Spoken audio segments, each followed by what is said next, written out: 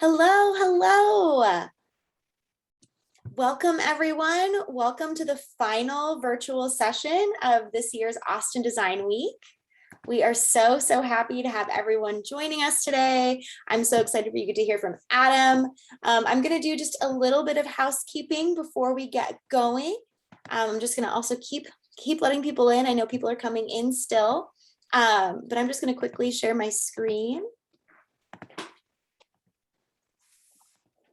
We have a few people to thank because Austin Design Week is amazing, and because of it, we got to tell everybody. First of all, if you have not been sharing your Austin Design Week experience this week, we highly encourage you to do so on Twitter or Facebook or Instagram. We're not on TikTok, but feel free to do a little dance and tell everybody about Austin Design Week in the TikTok ether. You can use the hashtags ADW21 and Futuring whenever you share about it to let everybody know how amazing this week-long event has been. And I also have to remind everyone that this is free because we have amazing sponsors. Austin Design Week would not be anything without these sponsors. So big round of applause for them. Huge thanks to the Zebra and PayPal and to our other amazing partners like the Label Collective. If you like the way Austin Design Week looks, it is because of the Label Collective's incredible talents. Big thanks to Marketing 360, Material Plus, Cushing Teller, Frog, Mathis Patistio, Bottle Rocket, IBM, and General Assembly. Truly, this is it's a labor of love for so many people, and it's just amazing to see so many different parts of the community come out to sponsor and support it. So big shout out to Austin Design Week sponsors for making sure this can all happen. I've been a long time volunteer of Austin Design Week. My name is Robin. I'll be here the whole time, so if anybody needs anything, you can find me in the chat. But I'm actually going to stop sharing and pass the baton over to Adam Ziner to give his amazing talk on Design Makes Futures. Adam, take it away. Thank you. Hi, everybody. Thanks for joining. I'm going to share my screen. While my screen shares, I'll share something I learned today. I don't know if it's something I learned. We moved recently. We have like a raised bed garden in our backyard, and one of our dogs ate one of the jalapenos. So if you have a dog, don't let it eat jalapenos because he puked all over it before this. And it looks pretty painful. All right, so you should see, I'm gonna open the chat, but I'll probably ignore the chat for the most part while I'm talking, just so I don't distract myself. You should see my title slide here, and I'm gonna jump into it. Hopefully you're here to hear a little bit about how design makes futures. My name's Adam Ziner. Design makes futures. I like the statement. I think it's really concise. I think it contains a lot. It's actually part of a larger quote from a design academic named Cameron Tonkinwise. For those who are into transition design, this is one of the people who birthed that discipline. What we as designers make, it becomes the futures that we all inhabit. In this, design as a discipline is unique. Other discourses imagine new and different things, but they don't make. They don't realize them as things that people in the future will experience as their reality. A little bit on design. The history of design as its own discipline kind of stems from the worlds of marketing and advertising, and dissimilarly, the arts and crafts movement. Oftentimes, design and strategy were kind of separate. I think we're moving towards a place where design is becoming more integrated into the world of strategy. I don't think there should be much of a barrier or a distinction or a silo between the worlds of design and strategy. I mean, to some extent, I think it's a blurry boundary. I think it should get blurrier. Since the 60s and 70s and 80s, design as a profession, we've evolved. What was once super prescriptive and kind of concentrated in the worlds of strategy, I think is now something we're able to own a little bit more. I would love to see this like feedback loop between the worlds of strategy writ large and design, and strategists coming in and operating more as designers, designers operating more as strategies. A lot of times now, I think many disciplines of design, it's not so much an aesthetic practice, not as much as it used to be. It's not as much about producing beautiful, singular, tangible objects. That is still an aspect of design. But I think now some of the utility and value that we provide to other humans or to people that inhabit these spaces and things that we make can be more strategic in nature.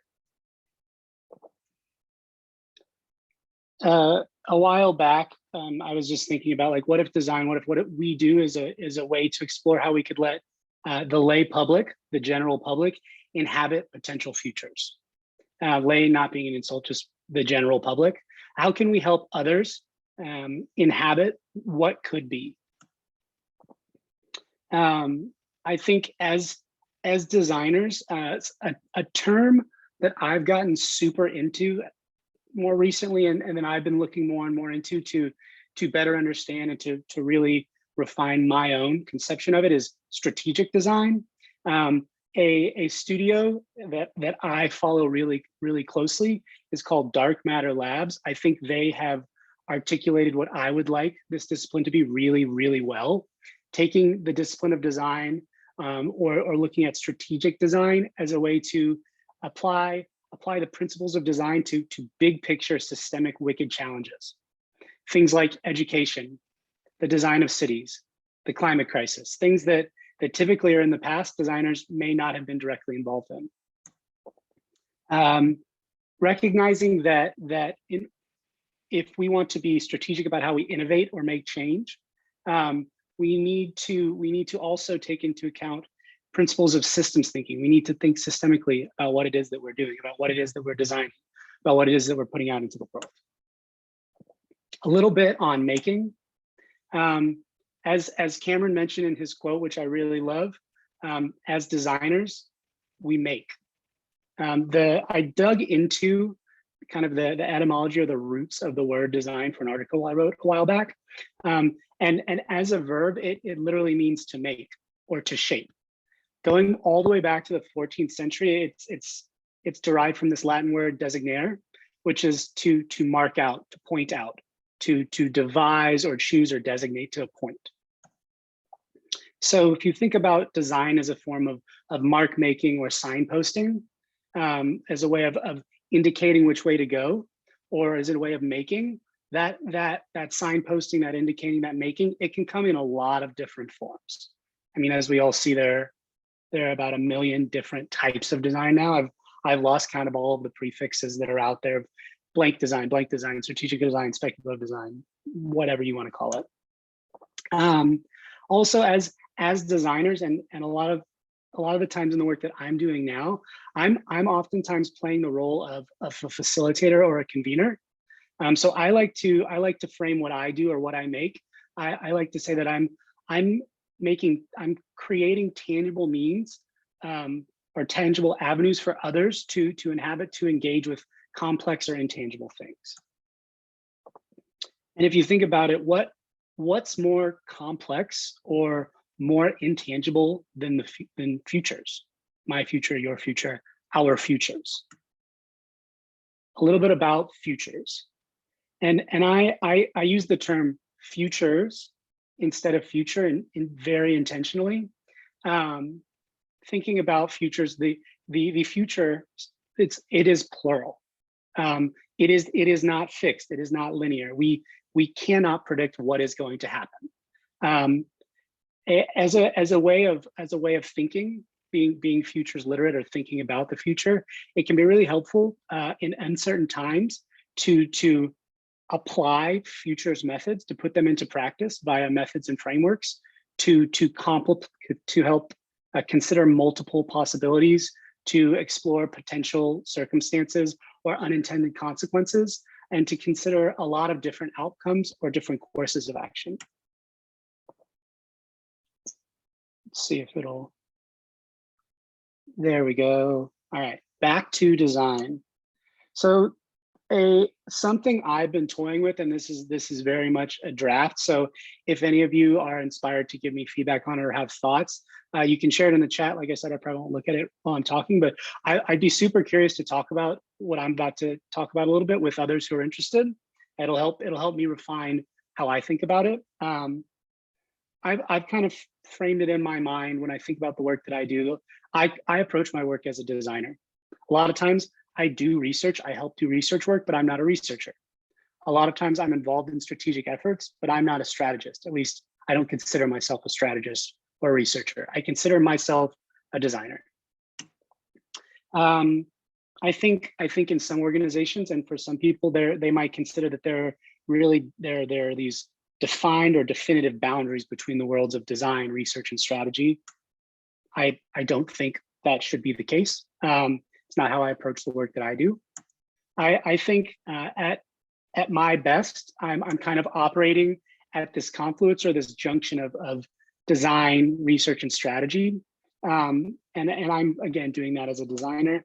I think also each of these different domains or way of approaching work can benefit from us sharing methods, from us sharing frameworks, from us sharing terms, from us really collaborating and working with each other and not acting like we're the star of the show. And I'll dig a little bit into how I've kind of been, or I guess why I kind of break it into these like three domains, if you will. If you think about what I'd said earlier, where a lot of times design comes from the world of marketing or advertising, typically research would have been market research. It would have been super quantitative, super macro focused, market sizing, that kind of stuff. Strategy, usually when people say strategy, what comes to mind for me is business strategy, right? Profit centric. In the US, just growth. And when I think of design, I think a lot of people, they think of the aesthetic practice, or they think of like marketing and communications design, which back in the day was rather prescriptive. Now, if you think about these terms via a design lens, instead of market research, think about design research. There are distinctions there, right? Design research is usually more qualitative in nature. Typically, there's more of a micro individual focus. Strategy, instead of business strategy, what about design strategy? Strategy that serves the end of designing outputs, that is human-centric at its best. And if you think about design through the design lens, that gets a little meta, but product, service, system design, right? Design as a more expansive practice. If I think about these domains via a futures lens, then I think, and this comes from work I've done in the past with futurists, PhD futurists, but I can think of research as more of future studies, something that is still qualitative, but more a means of sense making, of capturing a lot of input and trying to make sense of those narratives. When I think of strategy, I think, like for me, strategic foresight comes to mind. The strategic application of foresight, usually it's organizationally focused. It's usually larger organizations that are able to employ foresight strategists. And then when I think about design, I think for me, design futures, it is more speculative. It's more prospective. It's more provocative, if you will. I'm just gonna have to click. And then where I spend a lot of my time at work these days is in the systems world. I'm a systems designer at the Design Institute. So if I think about research, strategy, and design via a systems lens, how I'm starting to think about it, and this is where my thinking is least refined, but if I think about research via a systems lens, I'm thinking about group model building, the facilitation of a group of people to model a problem space together. It's a little bit more abstract. It's a little bit more structural, maybe. When I think about the domain of strategy via this lens, I think about systems analysis, finding like a problem space that you want to intervene in, viewing it as a system, and then undertaking a more rigorous analysis and modeling what you see. It's very problem centric. And then when I think about systemic design, it's super intervention focused. You can't design soft systems. I really don't think you can design a system. I think you can design ways to intervene in a system. And kind of all that to say, as I was thinking about like the worlds of design, research, and strategy, I then started thinking like, okay, well, in what I do, the work that I'm doing, I kind of think about where I want to operate as this little juncture of like applied design, the applied practice of design, and via that, I'm applying a systemic mindset. I'm putting systems thinking into practice. I'm approaching it as someone who's rather futures literate. I'm putting futures thinking or futures literacy into practice. So for the rest of our time together, I think I'm about 10 minutes in. 15 minutes in. I'm gonna try and get through this in about 30 minutes. I'll talk a little bit about my career trajectory, how I came to where I am and came to thinking about this the way I'm thinking about it. I'd love to talk about strategic design as I understand it, what it means to be, for me, a strategic designer and in strategic designing.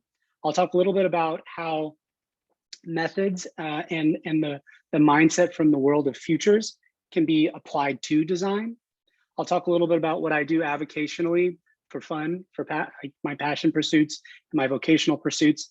And then I'll leave you with some of what I'm aware of, or what I'm really focusing on that's going on in the design futures community of practice. So my career trajectory for the past decade, I've been just moving towards broader, more systemic scales, broader frames of reference, broader levels of analysis. There are a number of models to start kind of breaking down different scales or frames. One, this is graphic design is their passion, but this is a model, it's an analysis framework called STEEP-V. There are a number of analysis frameworks like this. It's an alternative to some called STEEP or PEST or PESTLE. That's not all that important. I mention this because I like to talk about, or as I think back on my career, I think about it from a socio-technical perspective, a social and a technical perspective. A lot of times for me, it was thinking about interactions between people and technology, or initially that's how I approached it.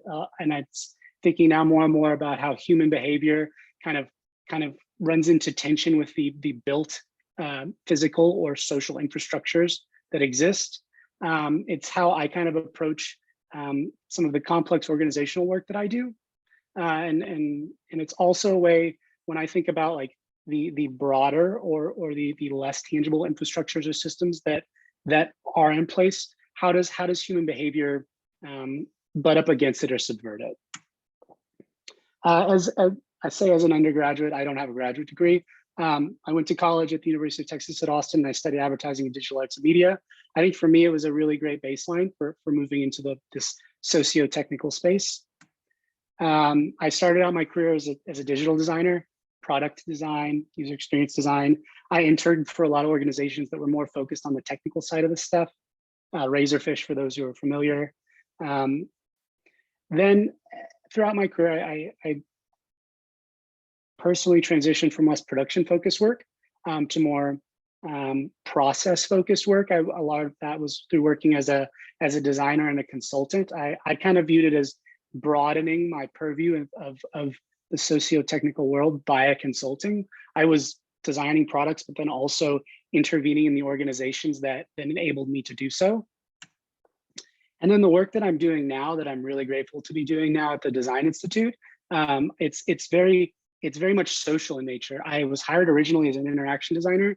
I don't really do that work anymore. I'm very much focused on designing interventions or ways to intervene in social systems, and then approaching that from a really systemic purview. So a bit, there we go. I want to show the gradient first. Strategic design. What might it mean to be a strategic designer? What might I mean when I say strategic designing? This is from a book that I'll show y'all. I literally have it on my desk. I love this. I love the book that this graphic is from. An individual named Dan Hill, who I haven't gotten to meet yet, but I think I will someday. He kind of talks about strategic design, like there's that broader focus, right? If you're an architect, you're moving from architectural design to planning. If you're like me, an interaction designer, you're kind of moving from design production to planning, right? And for me, my career, I think I came and messed with it a little bit, but like my career kind of follows the same trajectory of I started as an interaction designer. I did and now do a good deal of service design work. And ultimately, my goal is to move in ever more strategic directions. And then you can kind of see underpinning this graphic, speculative design, right? For those who are unfamiliar with the term or unfamiliar with the discipline, speculative design it's a discursive. Some say it's a discursive practice, meant that it's meant to incite or catalyze dialogue and discourse. A discursive practice based on critical thinking and dialogue, which at times questions the practice of design itself. speculative design, it's work, or it's a way of working that uses design to again address big wicked challenges and opportunities for the future. In this speculative space, we tend to look 5 to 10 years into the future. If you look much farther than that, things can get really weird, which for some people they like that, but 5 to 10 years in the future is typically the sweet spot, at least from my experience. And we speculate about how things could be, what future we want or don't want based on those scenarios. And as an approach, you can think about speculative design as a critical pact, like taking the practice of speculative design one step further, thinking about ways to imagine and envision possible scenarios that you might want. There's a man named Elliot Montgomery. He teaches at Parsons. He's offered up this really great unresolved map of speculative design, because like I said, there are a million different terms for every design discipline. But I think this graphic, what I really like about it is kind of how it frames, like on a simple x-axis, there's the constrained ways of thinking, your strategy, and there are some unconstrained domains. A lot of times that's the world of art, depends on their practice. And then kind of speculative design futures sits at this nexus of a number of different disciplines. And then again, coming back to strategic design, which is what I'm currently most fascinated by. For me, this book was just, this was like my, like in video games when you have that ramp where you just like turbo speed. This was my like turbo speed into this world of strategic design. I cannot recommend this book enough. If it's still available on Strelka Press, I highly recommend going to their website. And I should have said earlier, I made my slide deck in Figma, so I'm going to share a link to my slide deck at the end of the talk, so y'all can just go in there. I'll set it to view only, so you can like click the links from there. So don't worry about finding links. Strategic design, remove the prefix design, right? You've all kind of seen this model design. Like there's the feasibility aspect, the technical aspect. There's the viability aspect. There's the desirability. These kind of welding of worlds. At the center of that is, if you think about, or if you design for something to be at the same time feasible, desirable, and viable, ideally it results in some kind of innovation. For me, like I mentioned earlier, when I think about strategic design, I'm largely ignoring brand strategy and business strategy for now. And I'm thinking about how, via applied design, like how can I work more strategically by applying my futures literacy and my systemic way of viewing the world. For me, that's strategic design. For other people, that might not be how they think about it. And again, if you think about it differently, I'd really like to hear about it, because it helps me refine how I think about it. For me, strategic design, I think, kind of operates in this weird little blurb between a few things. I think there are aspects of design thinking. There are certainly aspects of business strategy or strategy writ large, aspects of design, certainly some more speculative ways of approaching the work that I do. All right. Now, applying methods and applying things from the world of futures to design. I'm going to reiterate futures, not future. And I'm going to assume, I haven't been able to attend a lot of the events this week, but I'm going to assume that you've probably seen the futures cone a number of times by now, but I'm going to show it again. Right, like starting over here at the present, this is where we all are now. If all things stayed the same, if nothing changed, that's your linear projected future. That's not that likely. But as you move away from the present in time, the cone of what is possible expands. Within all that is possible in the plural futures, over the course of time, there is a narrower possibility of what's probable, what is probably going to happen. Then that cone or that frame, it expands into what is maybe not probable, but what's plausible, right? Like this could happen. Within these spaces, there's, for each of us and for the organizations we're a part of, there are preferable future scenarios, things that a world that we would like to inhabit. And then something that I think this cone's useful because when I am for fun doing more speculative work or at work doing more futures focused things, it is really important to consider what is preposterous, what really isn't possible, right? Like I can't, as of right now, I can't like transport myself to another country in a second, right? Like that's just not possible for right now. Will it be possible? Probably not. Something to consider. Another quote I like about easing people into the world of futures through something that is familiar, which is design. This dude, Herbert Simon, said in the 70s or 60s, everyone designs who devises courses of action aimed at changing existing situations, the present, into preferred ones, preferable futures.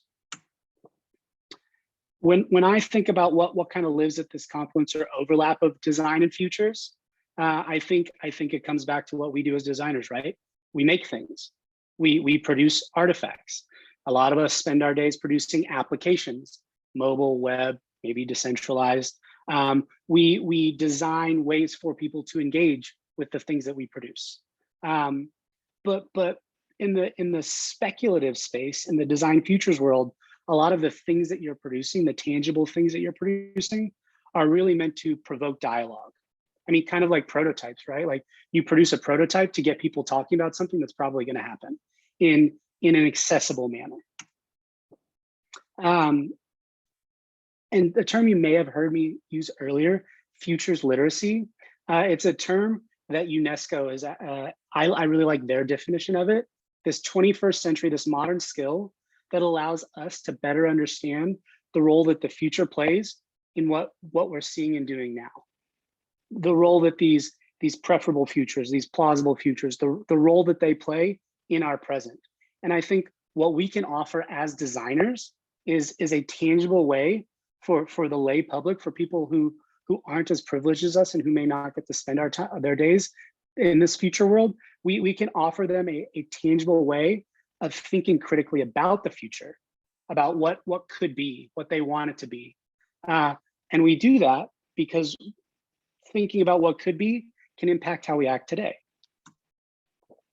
When you're thinking about the future, instead of retrospecting, when you're prospecting, thinking about the future, that's a really difficult headspace to inhabit. Like when I was a kid, I used to think about my future self, like who I'd be in 5, 10, 20 years.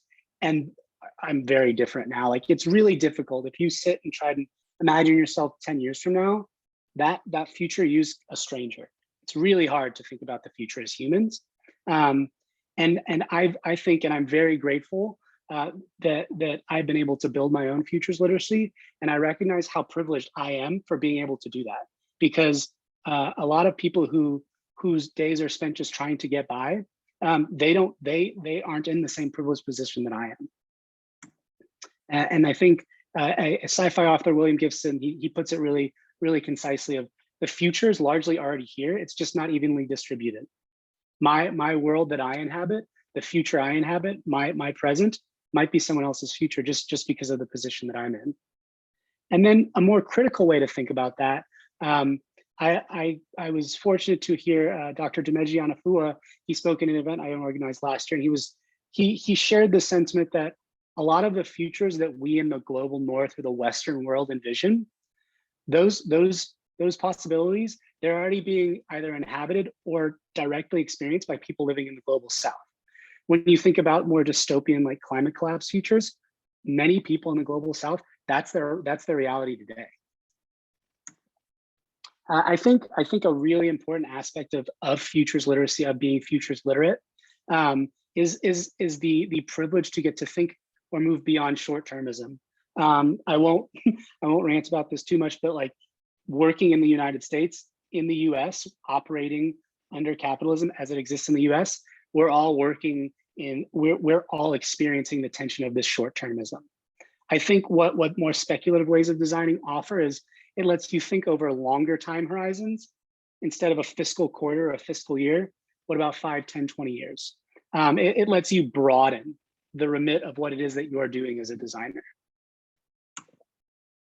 I think a nice way, a quote that I love from some futurists I got to work with, images of the future, conceptions of the future, whether it's a vision statement, like a headline from the future, whether it's a scenario forecast, like a concise written description of a future scenario, whether it's really inspiring or whether it's really terrifying, like a lot of the movies that we watch, the impacts on what we envision informs how we as individuals and as organizations plan in the present. Futures applied, I think these stories, it can be a story. It can be just written, like almost all of my slides are, which I get flack for because I don't have a bunch of pictures. It could be something more experiential. It could be something really tangible, like a pen. You create these things. You apply this mindset to the creation of a thing in order to analyze what could be, to plan how you want to get there, or plan how you want to avoid something terrible, and to build consensus among you and your peers. A lot of, like when I say futures, and I do it in quotes, a lot of the methods and frameworks come from the more academic field of future studies. If you ever meet a futurist, some of them, a lot of them will have a PhD in something called future studies. A lot of times it's housed in a political science department. University of Houston has a strategic foresight program that is a little bit more applied. Strategic foresight, which is a space I spend a little bit more time, is it's a means of gleaning and then applying insight gleaned from thinking about how and why the future might be different from today, because it's going to be. I think when I think about futures, and the reason earlier I showed you those like strategy, research, and design domains as circles that were kind of separated, when I was working with futurists, I started thinking about, oh, the work that they're doing is pretty similar to work that I do as a designer. Like my work starts with research. Their work starts with research. For them, for futurists, research is taking a broad view of what are some technical innovations that are occurring or have occurred? What are some present value shifts, like thinking culturally? What are some geopolitical tides that are coming and going? What are some environmental catastrophes that have occurred or are on, like we're on the brink of experiencing? Economic development, right? Like you always hear people talking about, like, man, we're really on the precipice of another collapse, huh? We're really on the precipice of another financial crisis, or thinking about changing demographic patterns. Like they're doing research into those broader things. Synthesis, you do research and then you synthesize it, you make sense of it. The data that you've gathered for a lot of futurists, foresight strategists, they create scenarios of alternative things that could be the result of the data or the patterns observed in that data. Ultimately, once you've done your research, once you synthesize what you learned, you then enact that, or you help others get through that via strategy. Similar to the work I do as a designer, and I think the work that more and more designers are doing, these futurists, they're working as facilitators. They're helping either communities, corporate organizations, they're helping them ideally come to consensus around what is their preferred future. They're giving people who might not have the space to speak and say, oh, that actually, like, that might be your preferred future. For me, that's my nightmare, right? They then like help others think about what is being envisioned, what is possible. A lot of it leads to planning, and at its best, it can lead to policy change. And a space that I personally really enjoy, I enjoy working in a little, like more than the policy side of things, is something a little bit more experiential. There's a sub-discipline in this futures world of experiential futures that as far as I'm aware, Stuart Candy and Jake Dunnigan, a term that they coined, about instead of a just like a discrete object, what if, as a way to help others inhabit a potential future, you created a installation, you created a choreographed service sequence? Like, what if you created something more experiential to help others inhabit this potential future and think through the implications of it.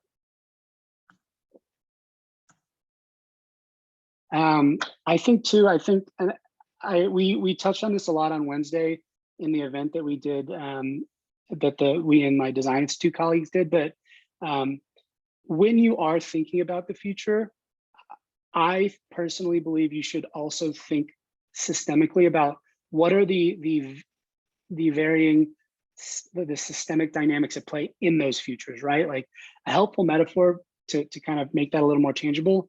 For those who read sci-fi, in a lot of these sci-fi books, they introduce you to this world through different systemic aspects of that world, right? They don't just say you're in 2050 and you're a robot man. Like they introduce you to different aspects of that.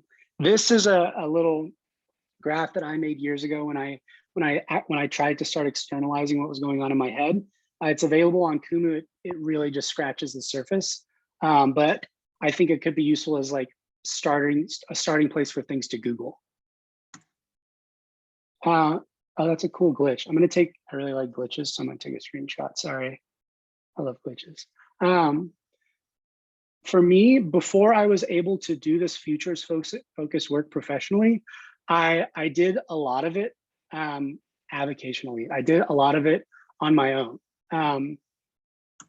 I was first introduced to this world of futures and design fiction by someone who I was in an art collective with. I was part of an art collective called Verve, and one of the people that I started that with, he gave me this book, Hertzian Tales, from a guy named Tony Dunn, who was one of the people that kind of coined the modern Western term of speculative design. But I first got introduced to this futures world by doing interactive installation work and just talking about sci-fi stuff with my friends.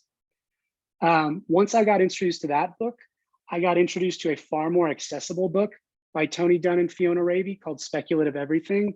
I highly recommend this book. I think it is a far more accessible entryway into the speculative world. And then if you want to get a little bit more tactical, I really love this book from The Extrapolation Factory.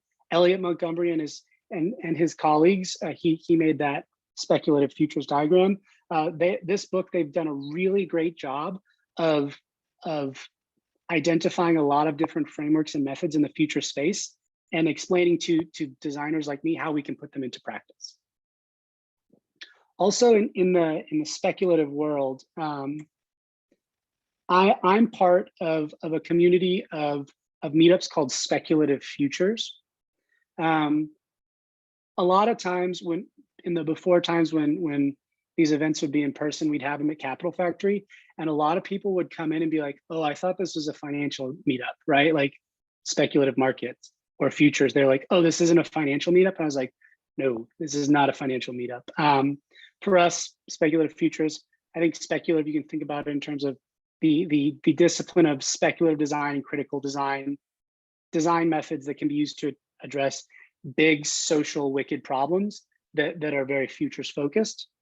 And then futures, like I just talked about in maybe too much detail, futures from the world of future studies and strategic foresight. How can these futures methods and this futures oriented, futures literate mindset be applied to design?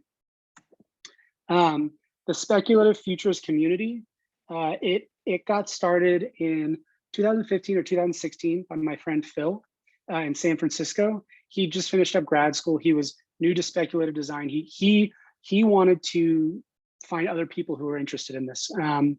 In 2018, there were 6 chapters in the US and in Europe. There were 6 speculative futures chapters. Austin was one of them. In 2020, last year, there were 50 chapters. So over the course of 2 years, we saw a rapid expansion of people growing more interested in learning how they can take these futures methods and apply them to their various design practices. We're really excited to say that now there are over 70 chapters on just about, I think, on every inhabitable continent.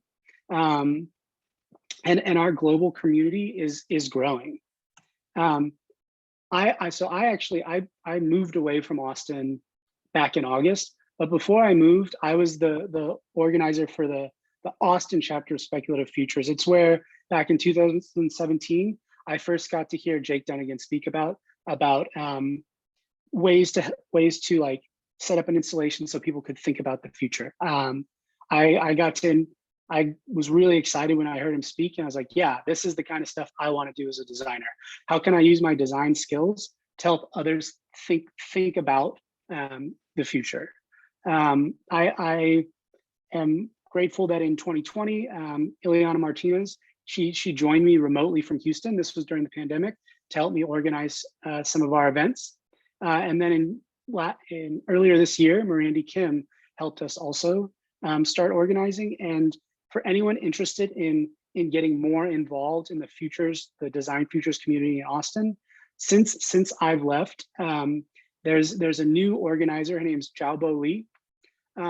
She is transitioning to take it over, but if anyone's interested in getting more involved, I've always found that the best way for me to learn about things I was interested in is to organize events around them and invite people who are way more knowledgeable or who have been thinking about these things for a lot longer. And I'll share some links to where you can get where you can find out chapters in your area, or you can get more involved with the Austin chapter.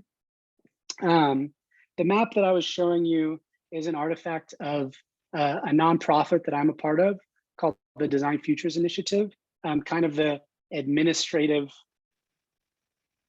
oversight, if you will, the administrative body behind these 70+ chapters all over the world. We also every year host a conference about speculative design and strategic foresight. It's called the Primer Conference. I'll share as well at the end of me talking about some design futures training that we're offering, and a link to our website. It's just futures.design. And so as I mentioned, before I got to do this futures focused work for money, a lot of it was I spent money to do it. I found people that were talking about it. I found other people that were interested in it. And I'm fortunate, again, that I was kind of able to unite my avocational passions and my vocational doings. I now work at the Design Institute for Health.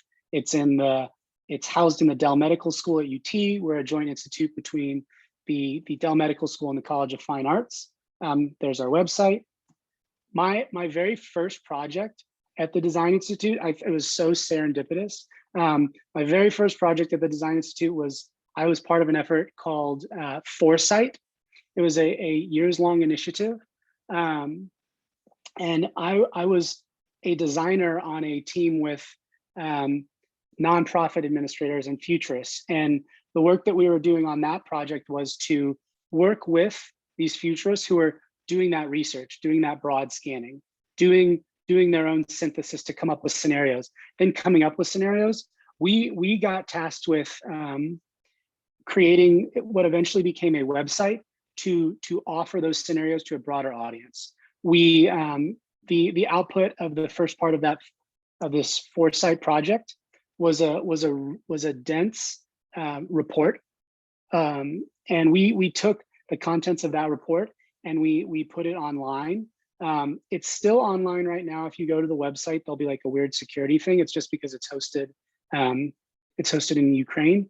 It is safe to visit. But if you want to explore the bits and pieces of what contributed to those scenarios, I was able to work with futurists and put that online. And the 2 years I spent working as a designer to design a website, but working with the futurists, it was really helpful for me to kind of start really playing with some of the similarities and the differences I saw between the work that they were doing and the work that I do. There is a consortium in Europe. It's called Speculative Edu. Really fascinating. They're really pushing to kind of codify what speculative design means in an academic sense. And in the before times, and they might be starting to do these again, they would do these summer schools where a group of people would gather from all over the world for about a week to explore a particular topic. I got to go to Rome back in, I think it was 2019, for a summer school focused on neo-rural futures. What in the future, what is rurality, a rural setting, what might that be like in the future? That they are an organization that they interview a lot of people. They have collated a lot of awesome resources. They're really pushing to kind of firm up and then offer a firmer definition for what speculative design means. And then again, a project a workshop that I designed and facilitated was for a nonprofit. And on the third day of that workshop, we designed an activity to help people start thinking a little bit more expansively. We called it the Design Thinking Laboratory, but I had this visual to kind of show how the design work that we did kind of seamlessly blended with some more futures focused work. Like in the world of design, there are a lot of different methods. There are a lot of different frameworks that you can take and apply to what you're doing. I think this graphic did a great job of showing how a lot of the work that we do starts with discovery. Then you kind of refine what you've discovered, right? And then you start to develop concepts, and how you can position those concepts in varying zones of that futures cone, or you can think about different instantiations or versions of what it is that you're thinking about. Like I said, this is something I'm still very much playing around with. I really like making diagrams, and I'm trying to kind of, as I'm coming across different diagrams or representations of processes, I think we're all probably familiar with the double diamond of design. There are as many different process diagrams as there are for the world of design. There are just as many in the systems world, and there are just as many in the futures world. But I've yet to see a great representation of kind of all of them together. If you're aware of one, please send it my way. I'd love to see it. But I share this because there are a lot of efforts to kind of try and link systems analysis and design, or design processes and futures processes. I think it'd be really rad if an organization or an academic entity offered a process diagram that kind of coheres all three. All right, I'm almost done talking, bear with me. So if you want to engage with a design futures community, there are a number of communities of practice. As I mentioned, the Design Futures Initiative that I'm a part of, we offer a design futures training. It's a 2-day intensive. We'll have a winter session that's, the time zones are geared more towards people in Europe and the Middle East and Africa. And in the spring, we'll have a session that's more geared towards our time zones in the Americas. And then for our friends in Australia and the Asia Pacific region, there's a training more geared towards that. As I said, I was part of the Speculative Futures Austin chapter. I'm grateful I got to spend time thinking about how design and futures relate and how systems and futures relate. In April, we organized an event on design futures where we asked people who were doing that work to come and speak about it.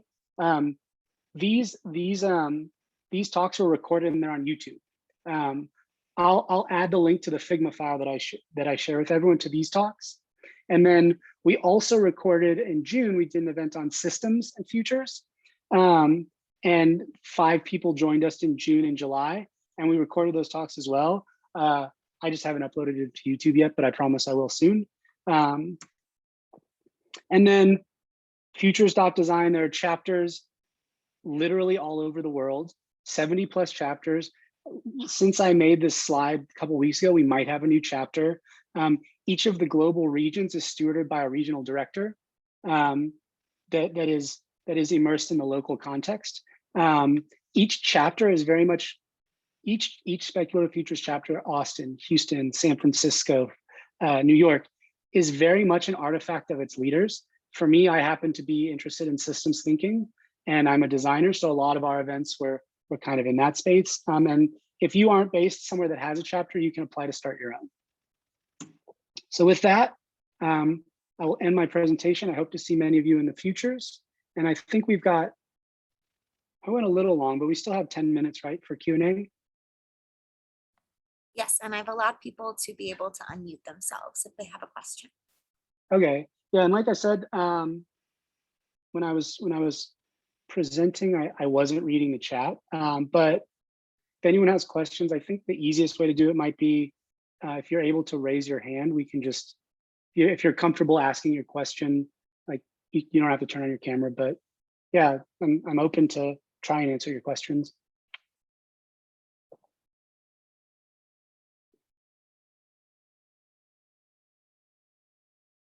And while we all sit and look at the Zoom gallery view, I might comb through the chat and see if there's anything that I could. Oh, Jessica, okay. Hello. Hi. Hi. I'm eating lunch, so I'm just going to keep my camera off. But I was wondering what was a common artifact, I guess, or a deliverable that you usually use for strategic thinking or strategic work within the Design Institute of Health. I can't say that there's, well, now a lot of times the way that we'll offer like a common artifact that we'll deliver, we do a lot of system mapping. A lot of times system mapping is very present day focused, but something that we've started doing more of for different projects is creating a system map that represents the structure of a preferable future. Our nursing home team, for example, they created a system map of, I wasn't on the project, but they created a system map of a current problem space that they're working on to represent the current value exchanges and stymieing factors and blockers. And then they, based on research insights, they created a alternate to that present state map that represented the future structure. So like diagrams or conceptual maps that represent what we would like to see. Yeah, a lot of mapping. Cool, thanks.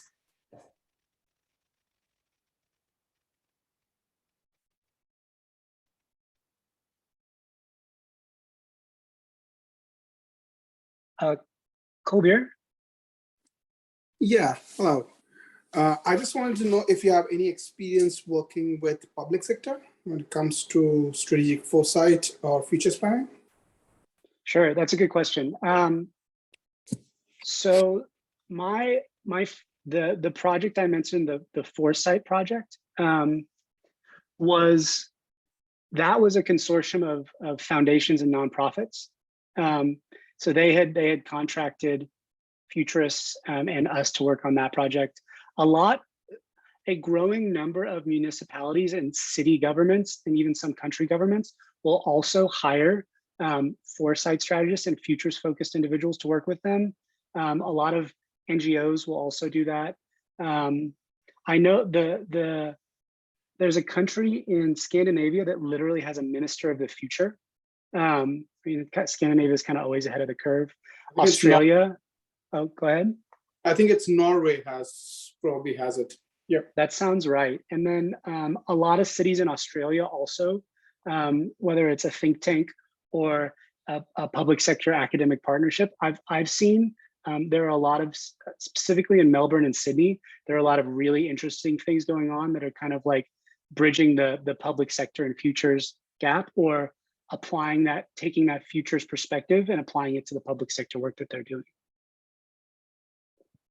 Do you have any resource you want to share on that sector? Because I work in public sector and I've been like working with getting some ideas from Sohail in Anatollah, because you talked about Australia. I think he's based out of Tanzania. So not off the top of my head, but if you connect with me on Twitter or LinkedIn or something and ask, okay. I'll be careful, because if once I do find stuff, I'll just start like flooding you with links.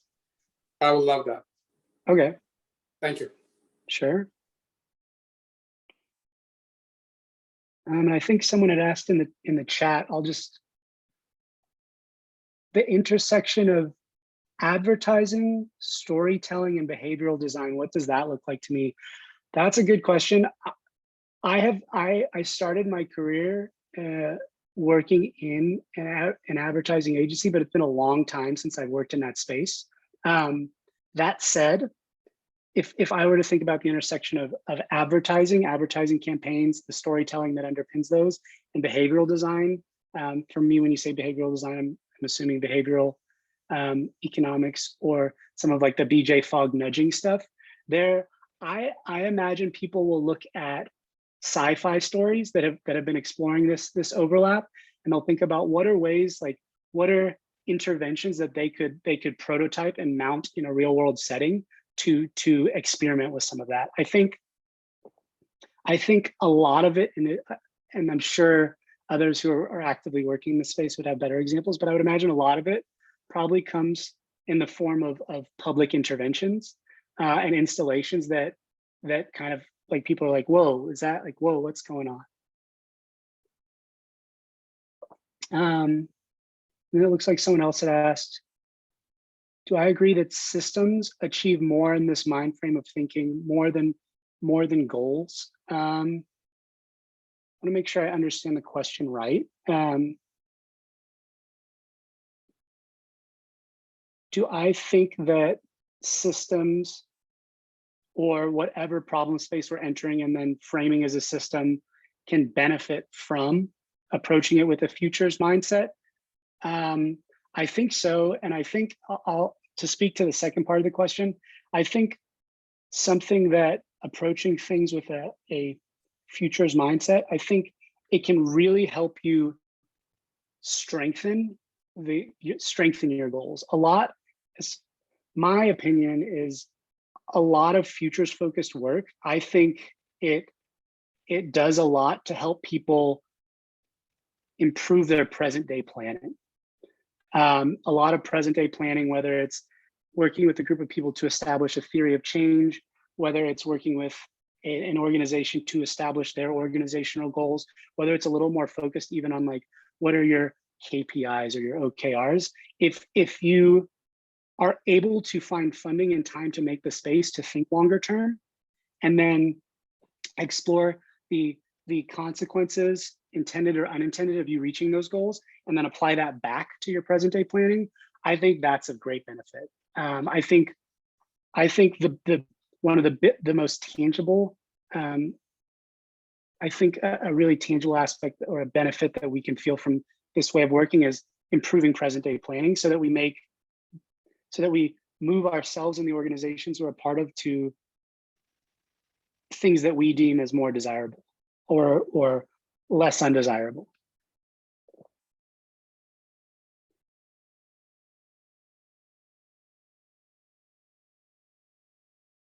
Looks like we've got 2 more minutes. I don't know if anyone else has a question. Oh, right. Let me, before this ends, I'm going to put a link to the Figma file where I made my deck, because I like working in the open. I'm gonna make it so y'all can, it looks like I can only make it so people can view. But if you want to, all of the links that I had in my presentation are linked in my Figma file. You can even see some of my speaker notes. If any of this prompts a question, or if you want to chat more about this, I'm gonna ask for a copy of the chat too, because I just want to read it. I really like talking about this. It's something I'm actively thinking about. Discussing it with other people improves my thinking on the matter every time. I really like people. That's why I got into design. But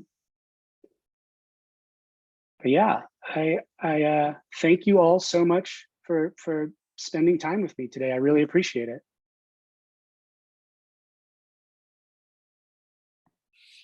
Thanks so much, Adam. That was amazing. Y'all, we are so grateful to have every single one of you join and be a part of Austin Design Week. There is one event left for Austin Design Week. It kicks off in exactly 1 minute. It is a live event, in person, IRL. It's at the Riley Building downtown. It's a